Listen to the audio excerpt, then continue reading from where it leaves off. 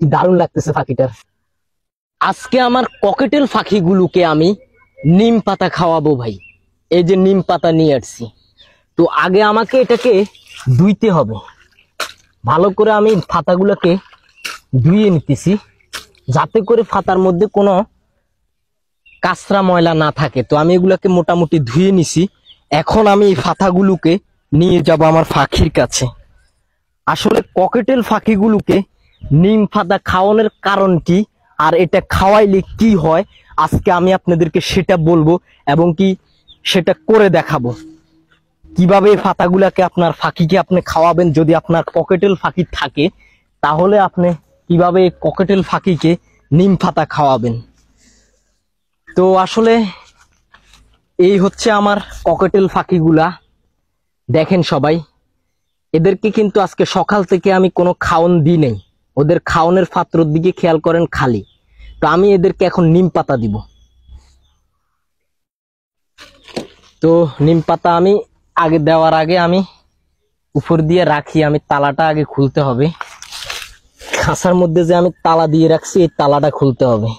খাঁচার মধ্যে আমি তালা দিয়ে রাখি কারণ আমার এর আগে দুইটার মতো ফাঁকি হারাইয়া গেছে আমার খামার থেকে আর কি, ছোট্টখাট্ট খামার একটা থেকে। তো আমি পাতাগুলোকে একটা একটা করে নিব ডাল থেকে। আসলে এর আগে আমি কখনো নিম পাতা খাওয়াই নাই ফাঁকিরে, এই প্রথম নিম পাতা খাওয়াইতেছি। কারণ আমি এক ভাই থেকে পরামর্শ নিয়েছিলাম নিম পাতা খাওয়াইলে ফাঁকির পেটে যে কিউমির থাকে সেই কিলমিরগুলো মারা যায়, আর ফাঁকি অনেক খাওন খায়, অনেক পরিমাণে খাওন খেতে পারে, আর অনেক স্বাস্থ্য ভালো হয় ফাঁকির, আর ফাঁকির শরীর অনেক ভালো থাকে। তো আমি এখন নিম পাতাগুলো দিব, তারা খায় কিনা আমি দেখবো। আসলে আমি এর আগে দিই নাই, তো আমি এটার সম্পর্কে কোনো অভিজ্ঞতা আমার নেই বললেই চলে। খা বাবা তোরা, এটা একটু একটু খা।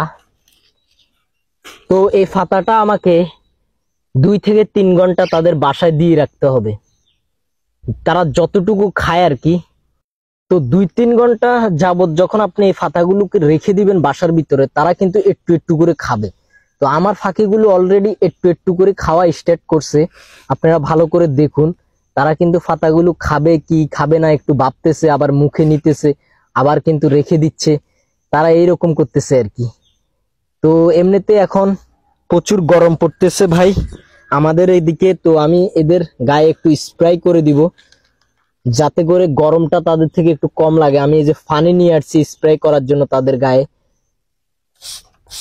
এই গরমে কিন্তু পাখিদেরকে স্প্রে করলে কি হয়, পাখিরা অনেক ভালো লাগে আর কি তাদের তাদের তাদের থেকে।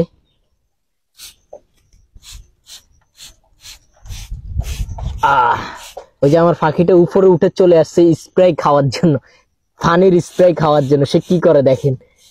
এই পাখিগুলো কিন্তু আমার অনেক পরিমাণে পোষ মেনে গেছে।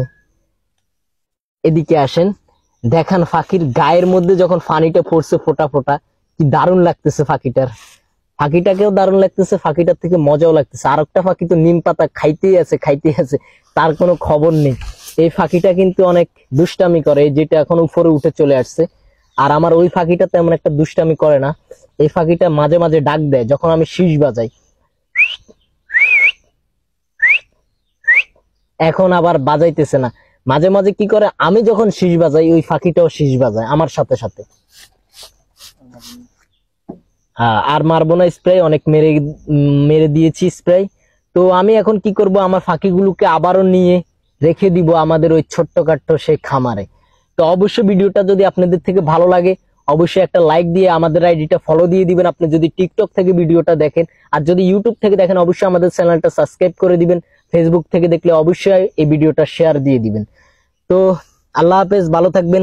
আবারও দেখা হবে নতুন কোনো ভিডিওতে, নতুন কোনো জায়গায়।